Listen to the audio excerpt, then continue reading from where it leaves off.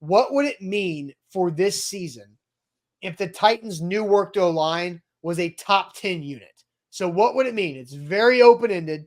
So what would it mean for the season if the Titans had a top 10 offensive line? Jack, I'll send you the chat where more people need to like the show still. But what are people saying here with our question today? Denise and Billy say playoffs. Jeff Rubles has vastly improved offensive line. I think that goes without saying. It means that Callahan is the guru we all thought he was, talking about Bill Callahan. Playoff bound. It would mean no excuses for Levis. Good answer from Jason. First year in a new system, first year full-time starter. I think there's still going to be some growing pains whether or not the offensive line is top 10 in the NFL. So keep that in mind. It would mean Levis doesn't have an excuse. Okay, a couple of these answers. Yeah.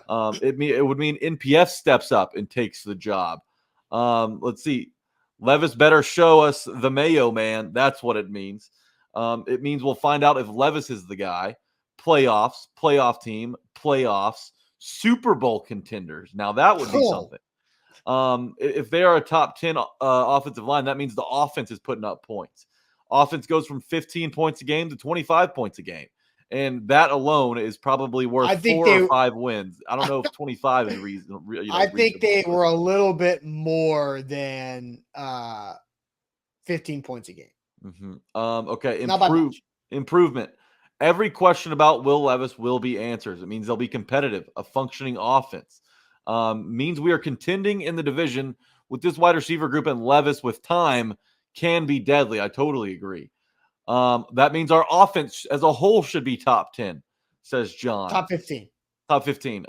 Possible playoff run, maybe an AFC championship run. We'll see how it plays out. Matchups are everything in the postseason. It would mean Brian Callahan is the head coach we were all waiting for. All right, I'll close it on Steven's comment right there. Austin, to me, looking at the top 10 last year in sacks allowed in the NFL, I'll go through them. 49ers, Super Bowl. Rams, Saints, Steelers, Seahawks, Eagles, Buccaneers. That's your top 7. Of those 7, I believe, and correct me if I'm wrong, but I believe 6 of those teams made the playoffs. Seahawks were the only team that didn't make the playoffs. The Saints. The Saints are the only team that didn't make the playoffs. The Seahawks did. Saints missed the playoffs. Seahawks missed it. Okay, so 6 out of 7. If you finish in the top 7, you're probably in the playoffs. And then tied at 7, the Falcons, who were a win away in Week 18 for making it. The Cowboys, who obviously made it. The Raiders, who finished 8 and 9. So more than likely, you're going to make the playoffs if you finish with a top 10 offensive line. I think around 70% hit rate is what you'd get out of that group. Another thing is, if you don't make the playoffs, I think 8 out of those 10 teams finished with a record above 500.